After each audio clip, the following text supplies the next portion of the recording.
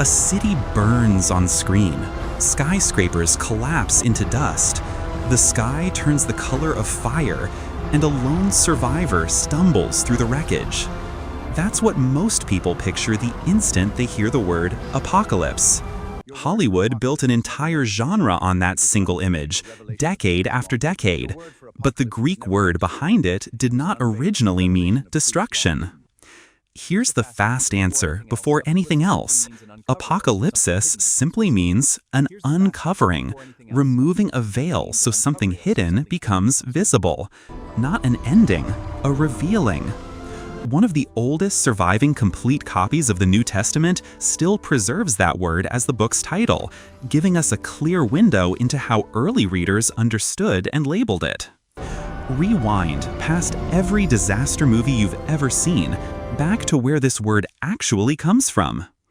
Apokalypsis comes from the Greek verb apokalypto, built from apo, meaning away or off, and kalypto, to cover or conceal. The noun form carries that same core sense, an uncovering, a disclosure, something closer to uncovering than ending. It's related to the same basic idea used in ordinary Greek for pulling a veil off someone's face, or lifting a cover off something that had been sitting hidden underneath it the whole time. Here's where the manuscript comes back in.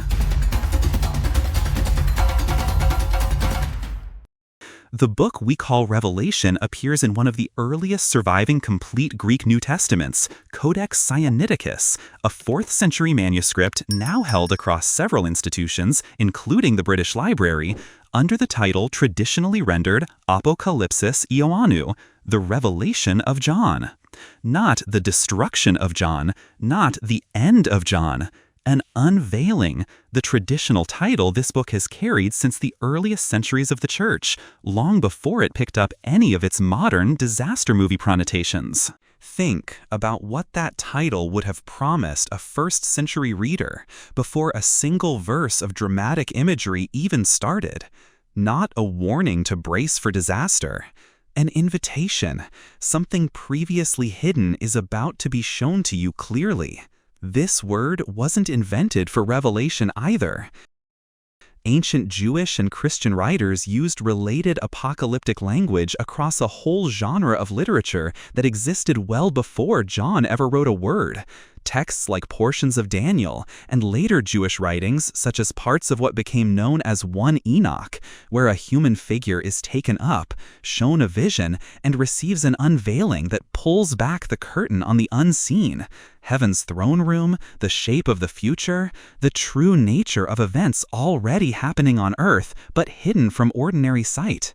The genre's defining premise across every one of these works was disclosure, not devastation for its own sake. So how did a word for unveiling end up meaning catastrophe in nearly every modern language that borrowed it? Revelation itself is partly responsible for the shift. The book does contain devastating, dramatic imagery: plagues, war, collapsing empires, a lake of fire, cities falling in a single hour. Over centuries, as fewer readers engaged with the original Greek and more people encountered only the vivid pictures inside the book through translation, retelling, and art, the word attached to the book's title quietly absorbed the tone of its most dramatic scenes, instead of keeping its own calmer meaning. By the time apocalypse entered everyday English centuries later, it had been almost entirely repainted with the content of the vision rather than the meaning of its own name. It's worth being precise here, rather than overcorrecting in the other direction. Revelation absolutely does describe real judgment and real devastation in places. That's not in dispute, and nothing here is claiming the book is only gentle imagery. What's worth separating out is the title's own meaning from the content it introduces. The word apocalypse itself was never a synonym for the disasters described inside the book. It was the label for the act of showing them clearly to someone who couldn't see them before. There's something worth sitting with in that distinction. An unveiling assumes something was already there, real and present, just hidden from view, waiting to be seen clearly, not created out of nothing by the reveal itself, the way an ending or a catastrophe would be. That's a very different posture than a countdown to annihilation. One assumes the truth was already standing behind the curtain the whole time. The other assumes nothing exists until the moment it's destroyed. It's worth asking honestly why the disaster movie meaning took over so completely. Partly, dramatic imagery is simply more memorable than an abstract idea like revealing. A burning city sticks in the imagination in a way that removing a veil doesn't. So pop culture kept the pictures and let the actual word's meaning quietly drop away. But here's the twist worth holding on to.